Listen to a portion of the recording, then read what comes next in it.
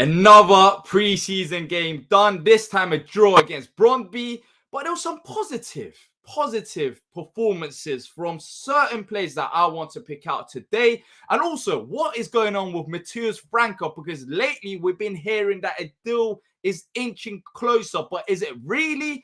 Also, an update on Elise and outgoings and more. Let's get started with the latest Palace news.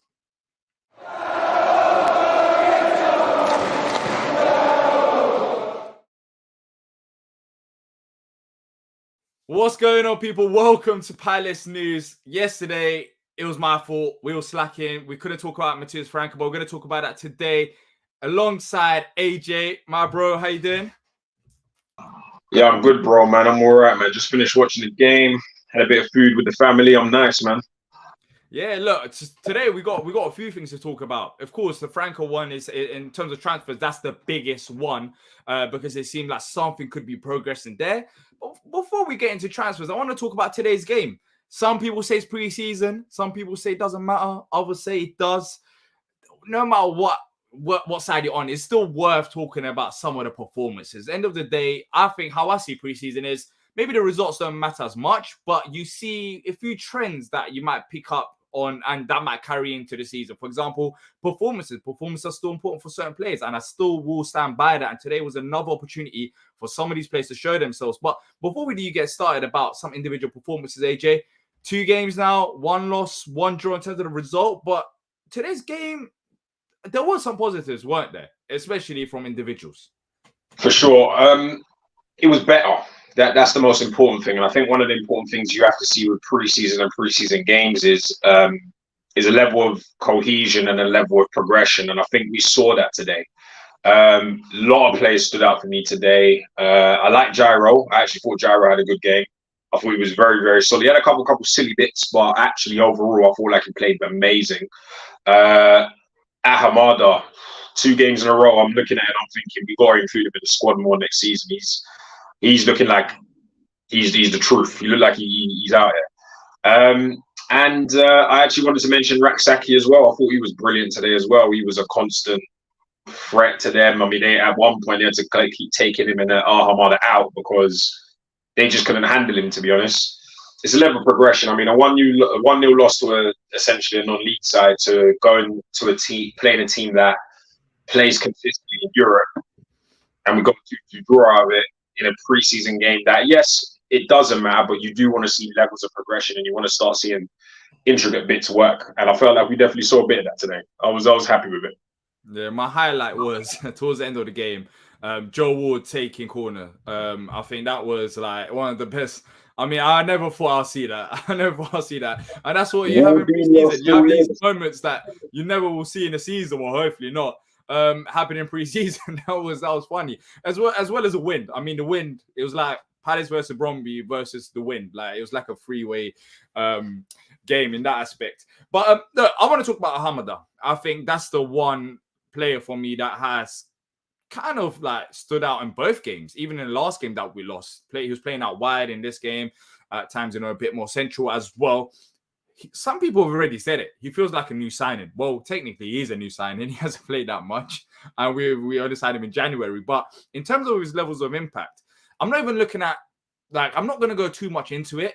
But one thing that I do look at when I look at players is their technical ability.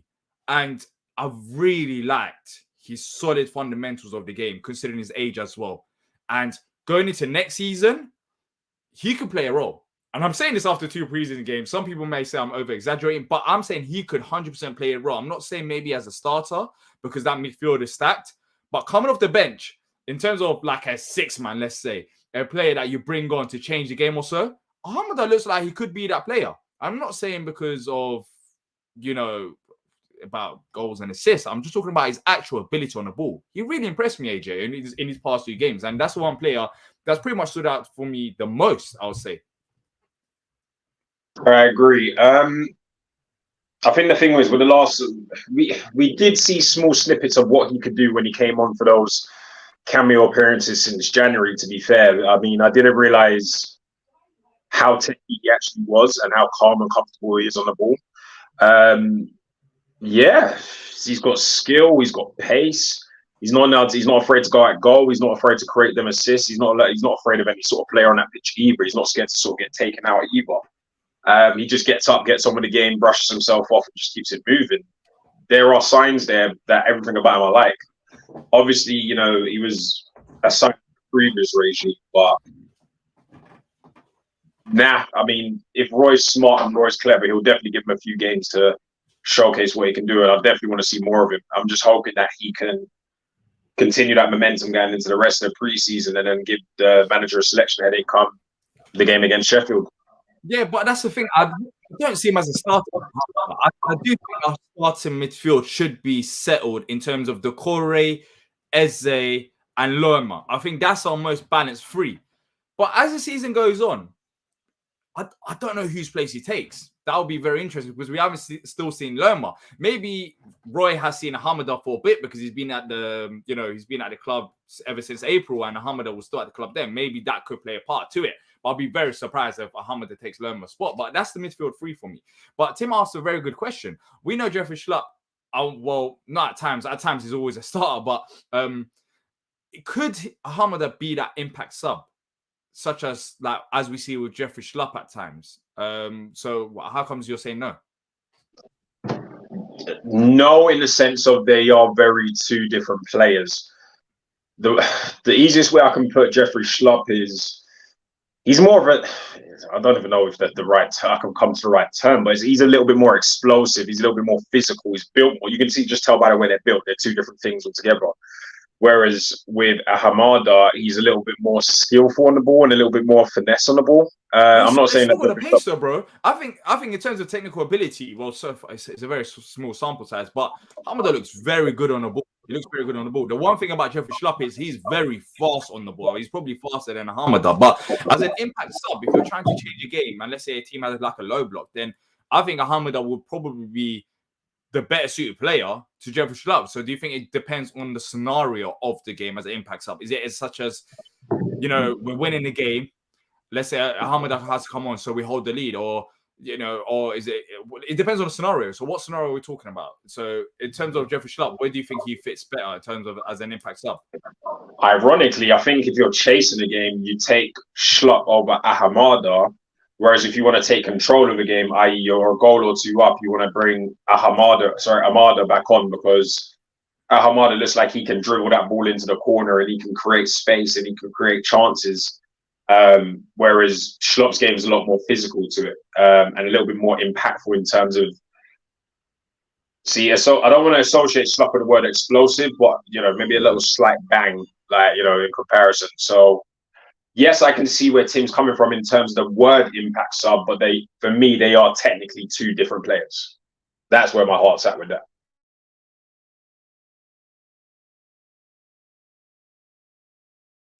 Great. I was talking on mute. But I did say I hear you. You didn't hear me when I was saying I hear you.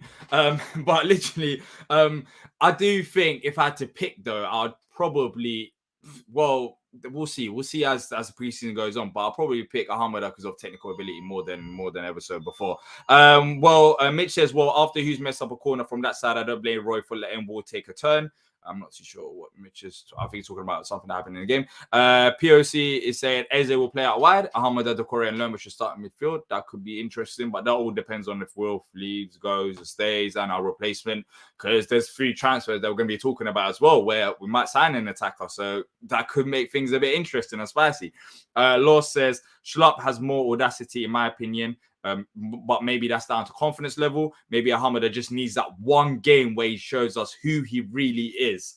And yeah, as I said, it's still only in preseason. But look, another player to watch out for going into next season is going to be Jez Raksaki, because there were reports coming out earlier this week that maybe Palace are not as keen to loaning him out as they were before. Of course, that's down to Elise being out injured. But Raksaki, in the first half, very good. He wasn't bad in the second half, but in the first half, he was very good.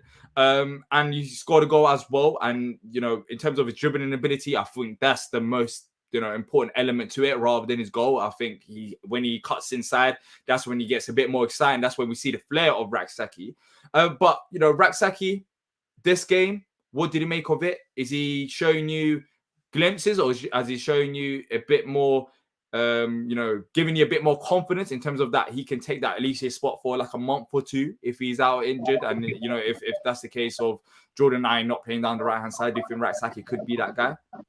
Yeah, for sure. I think you got to put him in the same category as Ahamada for me. 2 preseason games, 2 bits of showcasing that I've seen, and I'm thinking to myself, he looks like he's growing in confidence as well. Once they've sort of figured out whether they're going to loan him out or not, or maybe he might even be able to play himself into staying. You don't really know with these things.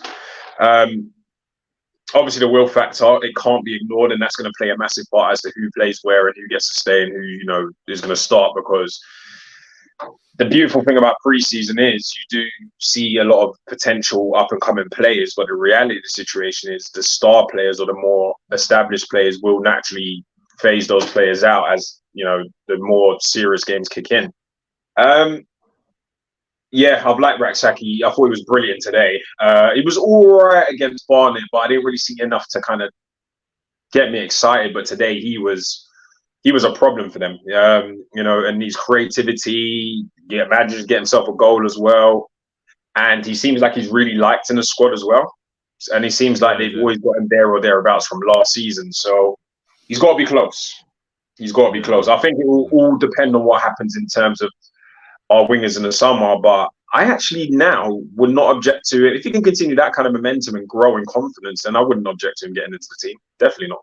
Well, I said it last season. I think he's got the ability to play as a squad player down the right-hand side, like a backup to Elise. And we should slowly be, reaching that point and making a decision on it. I think another loan move wouldn't be the worst thing, but I think he is ready to be a squad player. Maybe not as a starter, but, to develop with the squad rather than going out on loan. But either way, I don't think he loses out or we lose out in the first place. But if Elise is out injured, then I'll keep him 100%. I'll keep him around and let him, experience a bit of first team football. Maybe that's coming off the bench or even just training with the players. Because you also want to make sure that these players develop in the right way as well. You want them to develop in the way that you play football, because if he goes to another team, for example, in the championship, and then to play a different style of football to what we do, that's good experience for him. But in a way, technically, are you developing him to what you want at your football club? Like, there's 2 different things. But either way, I think Elise being out injured is going to give Raksaki opportunities. And so far in preseason, clearly Roy has rated him to a certain extent to start him in 2 games and wants to see more for him. And I think he's done a relatively decent job. But 1 or 2 things before we move on from Bromley game, and maybe you can pick out what you want as well. But Gyro going in at left back at times, that was interesting. I think what's interesting about that is Adam Roller, once again, I don't know where he is. I don't know if he's got an injury. I don't know what's going on there. So I guess Gyro could be that number 2 option to left back in terms of Tarek Mitchell. And potentially Eze going out wide and playing in the mirrors. I know in the first half is a bit more central, but it was a bit fluid. What do you think about the system as well? In terms of forget about the results. I think this is where you pick up certain stuff from preseason. You get fitness, and fitness is going to matter. Of course, that's the most important thing. But as the games go on, for example, next game against Crawley, the performances in terms of how the system operates and how we see it, we're still going high pressing, which is good to see. We haven't let go of that, which was a cause of concern for a few people when, Roy signed that permanent deal. So it seemed like we still want to do that approach. But also there's a bit of fluidity. Ahmad at times was going out wide. Eze was going out wide. They're swapping in central areas as well. That's something that you want to see. You don't want to make it all just like fixated system where everyone plays in their positions. And I think that would help our squad in a way as well, due to the creative plays that we got, and give opposition defenders something to think about. So I think that was a positive as well to take out from this game. Yeah, for sure. I think Gyro's definitely been very, very good in the past couple of games, and I actually wouldn't be against the idea of him playing left back. I think he's competent, capable, and no matter what the situation I've ever seen him in, probably since he's been there, he always just looks pretty comfortable on the ball. Like, he doesn't seem like he's very proactive in terms of losing the ball. He just seems very competent in terms of, even when he's in dangerous situations or he's being cornered, whether he clears it, flicks it, or does something kind of crazy, he always seems really comfortable. I'm not sold on Eze on the left. I've seen enough of that last season for me to kind of look at that and think, do I think he's capable? 100%. Yeah. but I'm not really buying the idea of him as a long-term solution for the left midfield option. I think he's definitely more dangerous in the middle. I mean, in the first half, the way he was just sort of weaving around on the edge of the box and giving them constant problems, you can't fight or argue with that, man.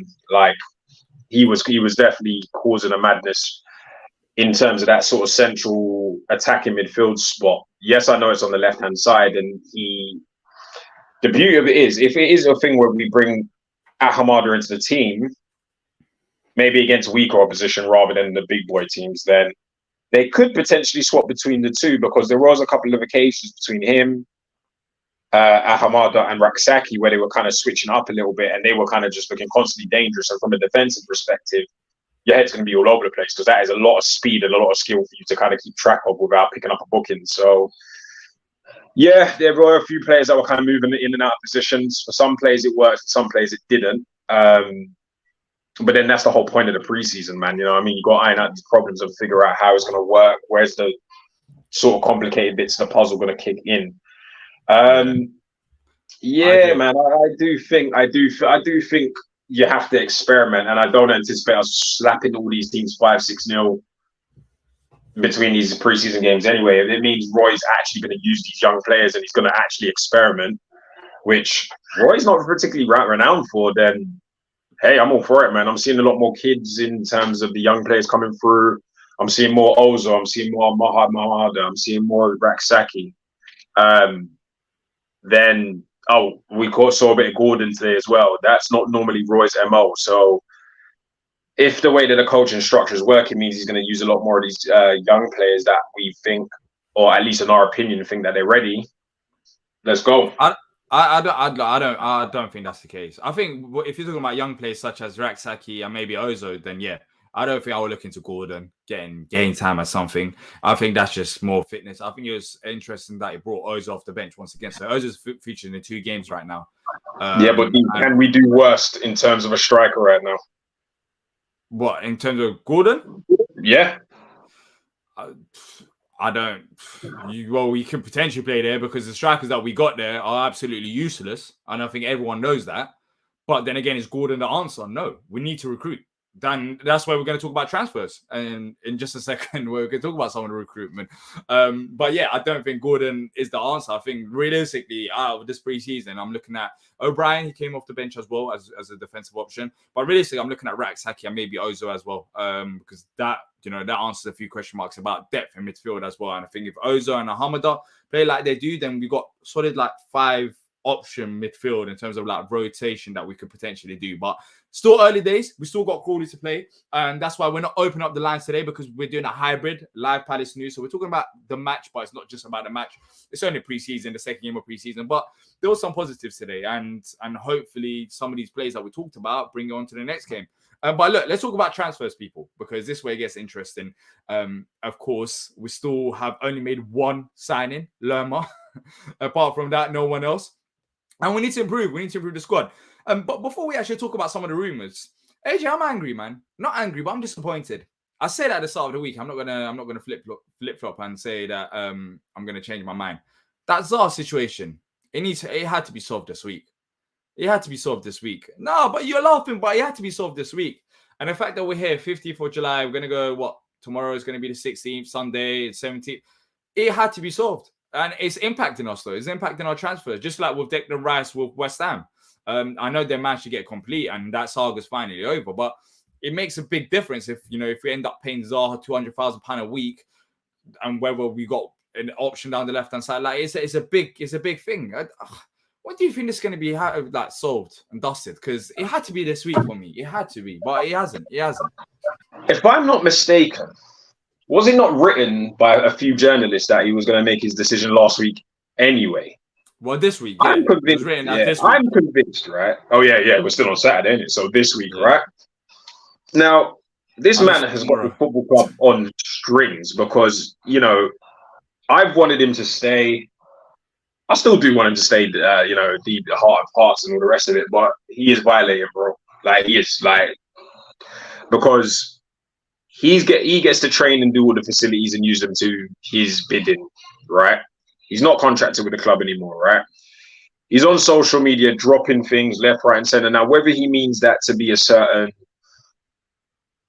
I don't know, what's the word? Like to tease people, maybe not. Maybe people are reading into things too much. I don't know, but it's a very frustrating situation because I'm convinced, and I'm telling you, you can't tell me the difference, that whatever happens in terms of the Wilf situation will be the chain reaction to our squad building.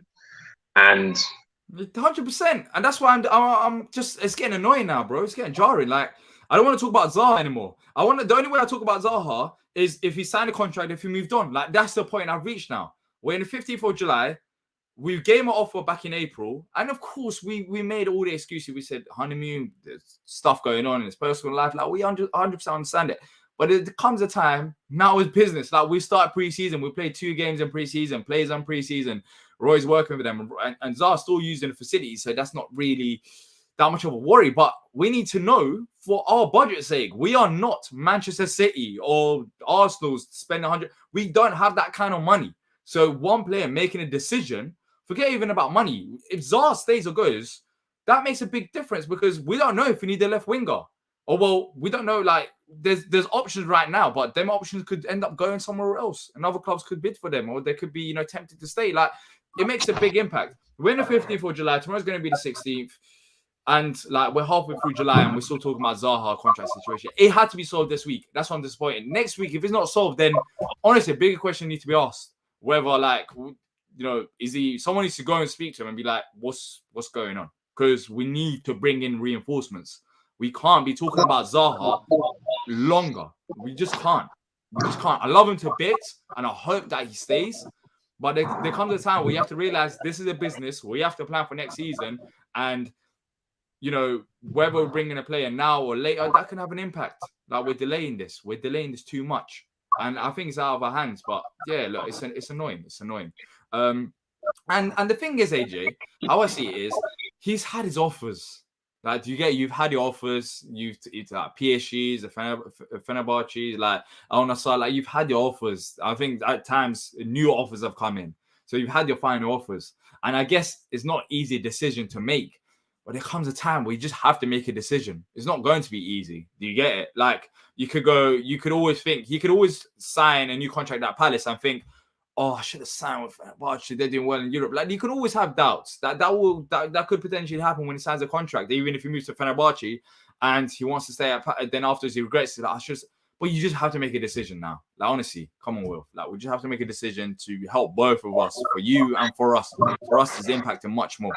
That's how I see it. Convinced, right? I'm convinced that maybe he's just waiting on a certain offer from a certain type of football club, and I don't know if that's ever going to happen. But what offer, bro? This is coming to a point of delusion. Like, what offer? You've had your offers. We gave our offer in April.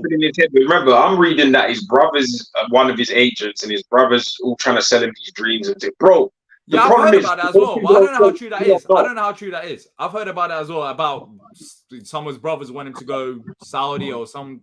I don't know how true that is. But at the end of the day, Wilfried Zaha is a grown ass man. Yeah, of course, his brother's going to play impact, but he can make his own decision, right? Like, of course, you're going to have suggestion. For example, AJ, I could say, like, I don't know, you're going to make a decision. I could say something, T can say something, but at the end of the day, you're making a decision, right? I mean, it's been going on for a while now. Like, you just have to pull the plug. Like, you just have to make the decision and say, cool, I'm committing or I'm not. There comes a time where it just has to happen. Like, how long does he want to wait for offers? It's impacting us. Like, as much as I love Will, it's going to impact us. And let's talk about some of these players that we've been linked with for a long time and potential Wilf replacements. And that is Matheus Franca. So yesterday and today as well, there's been a few updates relating to it. It seems like we've put in an offer.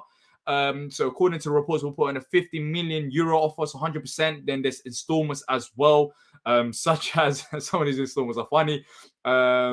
If we go to Europe League, I think there's 1 million euro offer there. If we go to the Champions League, there's a 2 million euro installment there as well. So we have to pay extra 2 million euro, extra 2 million euros. But I mean, talk about Palace being in Champions League and Europa League. So some of these figures are just basically not going to happen, is it?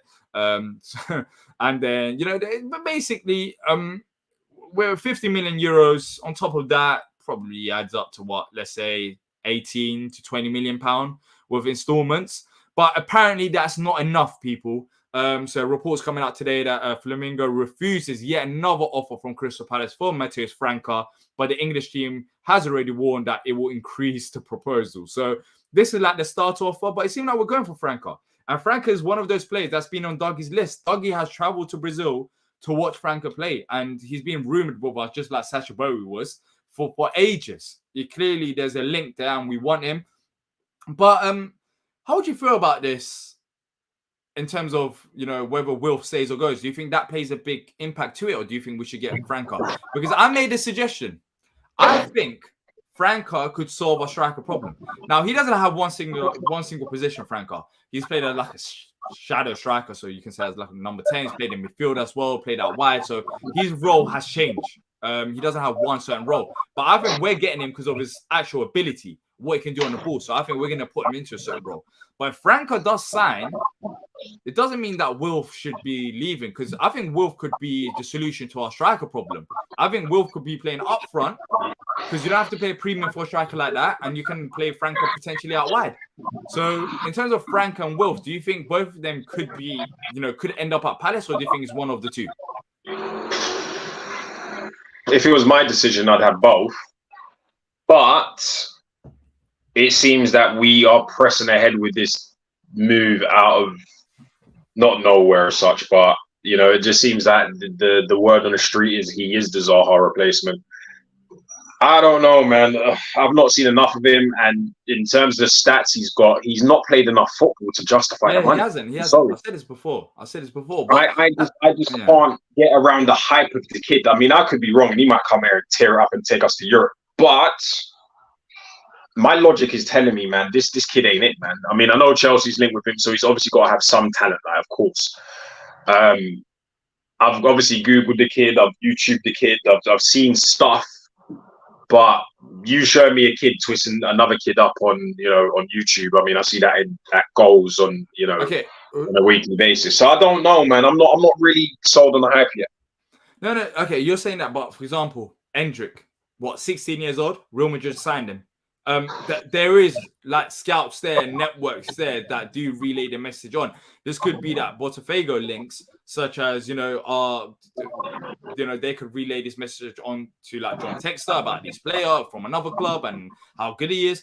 Because these type of signings do happen. Some players how can you judge a 16-year-old, for example, Endrick?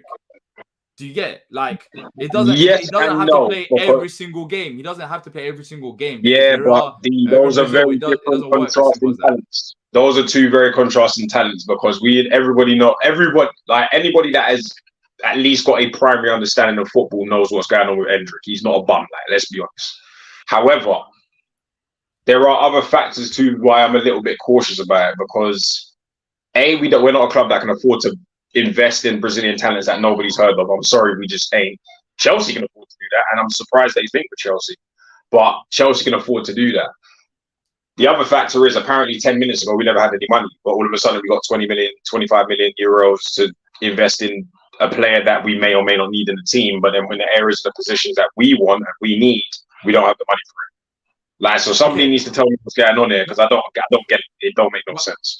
No, but you're talking about we can't take that. We can't take that risk because we haven't got the money. But then that's the thing that we've been complaining about all season long, that our recruitment is very narrow in terms of like the championship and stuff. So how do Palace win in this scenario? Because we target. No, but but Dee, remember my caveat to that. The last time we even mentioned it, and even just now, is if he turns around and does a madness, I'll be the first person to put my hand up and be like, you know what, I got it wrong, and you know what, he is the truth. But I don't know, man. I think when you're in a situation, when you are tight budgeting, allegedly, there are more reasonable and more experienced targets you can get to mold into your team. That's just my opinion. Yeah, I know. I hope I'm wrong, because if we sign the kid, I hope I'm wrong. But I just can't help but use my logic in this one. No, but I'd rather Palace go and take this bold move. I would, because we need to take these risks. Every transfer is a risk. Eze was a risk. Elisa, you can argue, was a risk. Gahey was a risk. Anderson was a risk. There's no transfer that's not a risk. But the levels of risk, of course, I agree. It changes. Yeah, but that's it. All of those high levels of risk. But All of those players mentioned have done bits elsewhere. This kid ain't done nothing yet. Has he even played 20 games? Has he even played 20? Okay, last season he wasn't playing. So last season I agree because when he was actually linked with us, I agree. Like he wasn't playing that many games, and I was like, well, how are we talking about a player that hasn't played that many games? But I'll look it up now. I looked it up recently, but I think he has been playing a bit more games as of like recent times. So he's playing them. So he's playing them games that you've been talking about. But I mean, Caicedo, for example, that Brighton signed.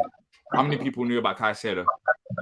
How many people like do you get like with all this? Like, what do? You rely on your scouts. So we got a club over in Brazil, and well, not we, but John Texter. And if they've relayed a message that this guy is it. But by the way, why would Chelsea be interested if he's an absolute bum? They must have seen something.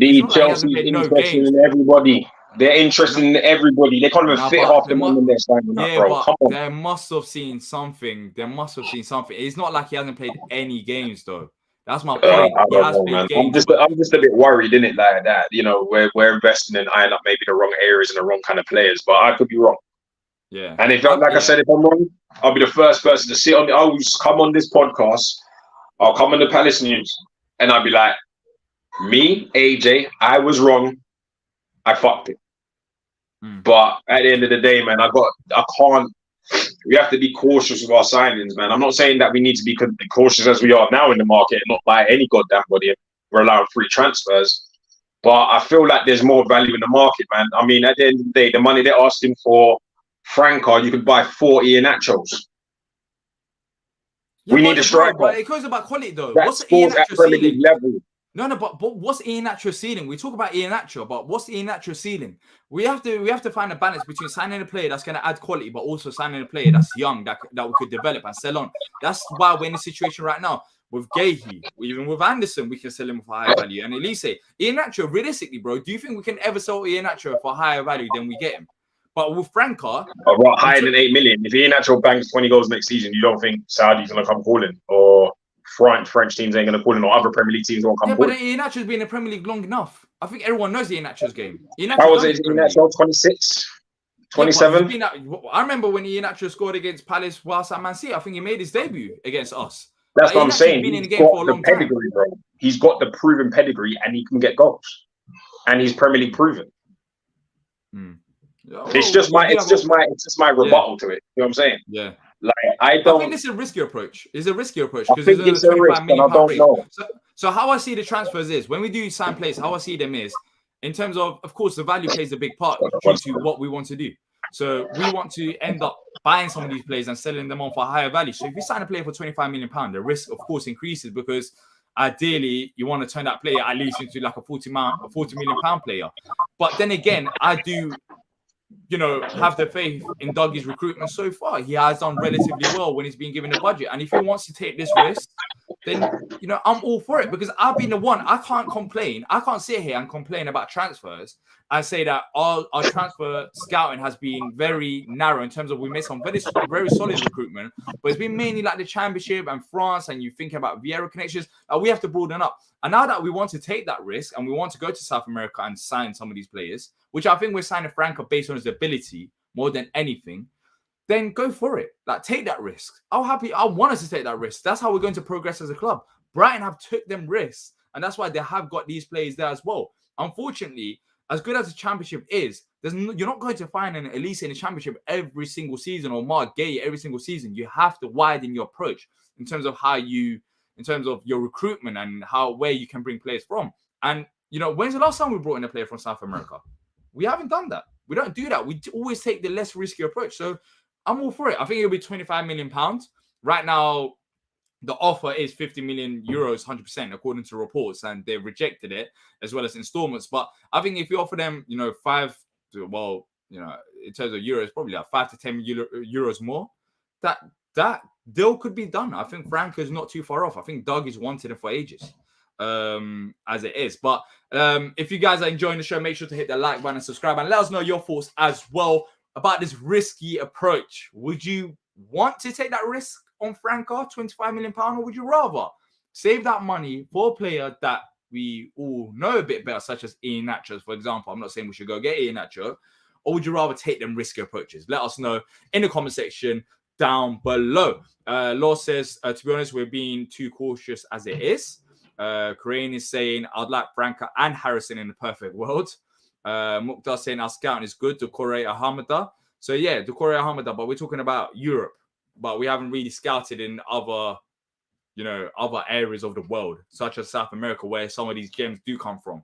Do you get it? So, there's been a lot of players that's been coming from South America to the Premier League and being, brilliant. So yeah. Tim saying, I get the worry. We've been badly burned on our spending for strikers. We've been brilliant recruiting defensively and in the middle of the park, but not at striker. Balogun is a proven price for an unproven player. That's also an interesting comment, because Balogun he's done one very good season over in France. But remember, Balogun was also out on loan in Middlesbrough. People forgetting about that, and it wasn't as great as it was over in France. Apparently, our next offer will be 80 million euros and 7 million add-ons. So yeah, I think we're going to push for it. I think we're going to push for it to get the 25 million euros that they want. By the way, this is a player that has about 160 million pound, I think, or euro release clause. So yeah, I don't think we're going to be matching that. I'll just say that we have to figure an offer before then. That probably can buy our football club right now. But Corinne's saying, yeah, I don't want us to get shafted for Balogun. But yeah, look, we'll see what happens with Franca. But it seems like we're going for it, and this is the player that Dougie's, based on reports, is that Dougie's been looking for a very long time. And regardless of the Wilf situation, as I said, people, I do see this happening and potentially Wilf going up front, because I think that would be not the cheaper route, but it'll be cheaper than signing, let's say, a proven striker for 40 to 50 million pound. Strikers come out premium, and Zaha, as he gets older, I think he needs to change the position. So even if he was to sign back at the club, it could be a scenario of Franca going out wide and Zaha going up front, and I think that solves two problems like that in terms of depth as well. But look, there's a few other there's a comment before I move on to a few other reports. Law saying, I wish Dee and AJ would recruit us. Well, not AJ, because me and AJ will have a disagreement. Like by the get-go, you can already tell. One AJ of us, wants a less risky one approach. of us on this Palace News negotiates for a living. And I ain't gonna say which one it is. So, I'll leave it there. Not with players, though. Not with players. Not with players. Some. Don't worry about that, mate. Hey, I know the negotiating table, you'll be like, you know what? I'll give you 10 million pounds for Balogun, and that's it. I know you're a tight negotiator, AJ. That won't work in the football world, bro. That won't work. I can't understand. Steve Parish, call me. I'll sort it out. Yeah. Call you, and then what's gonna happen? Oh, Matheus Franca, I'll give you 5 million euros at best. That's it. Take it or leave it. Man, if Palace hired me, the fans will be singing my name by January. Then I'm on chanting. We're not singing Dougie's name so far, bro. So exactly. So don't worry about it, man. And Dougie's got 60 to 70 million pound players at our club, so you must be doing a hell of a job for us to be singing your name, bro. I'll tell you what, right? As Roy walks out and gets his claps, mate, by the main stand, mate, there'll be me walking right after him, going, this was all me. You'll be getting your booze. You'll be like, well, how on earth did he end up spending 20 million pound on Ian Nacho? He's got like 2 goals. How this guy spent 30 million pounds and got us 4 actual squad players? What, that actually are competent, mate? That's what that's about. Hey, look, I wish there was a simulator, maybe Football Manager. Maybe we can have a game of Football Manager, because then we can talk about ball knowledge as well. We can talk about tactics as well, more than recruitment. Maybe. Don't worry about me, ending. Yeah, it's getting serious time, innit? So I don't think we've got the time for that. Football Manager, but maybe if there's a break or something. Steven says, I trust Dougie Friedman. If he says buy him, we do our best to buy him. Yeah, look, I think Dougie's earned that so far, hasn't he?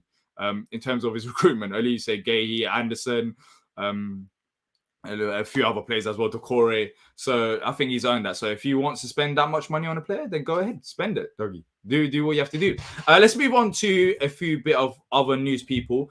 So the latest with Michael Elise is that he's required a surgery on his hamstring injury that he picked up on international duty with France under 21s, which is not good, as it could mean that he's set to be sidelined up to 3 months after suffering a grade 3 tear in a European Championship win over Norway. So potential 3-month spell without Elise down the right-hand side, as he needs a surgery. As we talked about, Rakseki is ever so more important, but this means that we have to try our best to bring in Wilf and also other attackers as well, because Elise is going to be a massive miss. This is a player that got 11 assists with Edouard and Mateta as our strikers, which is absolutely crazy. But yeah, AJ is not good. Not looking good, bro. Yeah, I mean, I saw the video when he was in the changing room and he was holding his head behind his head and he was crying, and the players were consoling him, and it hurt. It hurt. Like it was quite sad to see. It was lovely to see that they had his back, but it was so sad to see because a lot of people like to stir this narrative about Elise being emotionless, but to see him in tears like that was not great, man. It was sad to see. Yeah, 3 months. So what we're talking about? We're talking about missing games. I'm just looking through the fixture list right now. I didn't plan it beforehand. Off the top of my head right now, we've got Arsenal. We've got the likes of Manchester United, Forest. We've got some winnable games. It's not going to be easy. It's not going to be easy missing him, but hopefully he comes back stronger than before. But yeah, we just need depth down the right hand side, and that might be Raksaki. But yeah, he's having a surgery, so that's not a good sign. And up to 3 months, so it could be before 3 months, but it's up to 3 months. And I doubt Palace would want to risk him unless we're in a shit show and we just have to bring in a player. So yeah, we'll see what happens with that, people. And let's move on to the final bit of story, which is actual news, not rumor, and that is Owen Goodman, who joined Colchester on loan with Kofi Balmer going to Port Vale. AJ, good news for youngsters. Some of these lot, they've done well for the academy, but it's about time that they get some experience. And even if as I've always said this, even if it doesn't work out at Palace, it's time to build up their value and sell them on for something if it was not going to work out at Palace. So I'm happy about these moves. Same. Great for them to get out on loan, for them to get some decent clubs as well. A goal, Goodman's an absolute unit and a tank of a man that will play in goal for Colchester. Port Vale for Kofi Balmer as well. Two very promising young men in our team, so hopefully they'll go there and do bits. Obviously, a lot of the young players went out on loan to the League One, the League Two clubs, and they've obviously did an absolutely amazing job with them as well. So fingers crossed for him, man. Yeah, fingers crossed. Fingers crossed that works out. Goodman is highly rated according to reports at the club, so it's more of a case of getting experience. I don't know how much Kofi Balmer is, but hopefully they do the best to their ability, and next season we see them some type of way. I think Goodman is going to be a bit more tricky, and there's going to be debates around that because Whitworth is also pushing for a place. So you never know. Maybe two goalkeeper leaves and Goodman and Whitworth is 2 goalkeepers next season. You never know. Crazy things have happened at Palace. But look, people, we're going to wrap up. But before we do, make sure to smash the like button, people. We're on 32 right now. I know we can reach 50 to 100. We've been smashing it recently. And also subscribe if you're new here. We're very, very close to 3,600. So make sure to do that to not miss out future Palace content. As always, we're here for the latest Palace stuff. So whenever something happens, we'll be here talking about it. I'm pretty sure of that. But I doubt tomorrow, Sunday, is normally a quiet day unless Will signs. Probably be another quiet day. But, most likely we'll be back on Monday talking about the latest. Hopefully we find out about Wilf in the upcoming week. I think that's one box that needs to be ticked. But look, today against Brondby, some positives. But next week we've got Crawley as well. So there's more Palace stuff coming along the way. But thank you to everyone who's joined us live and watched on replay. And until next time, up the Palace, people.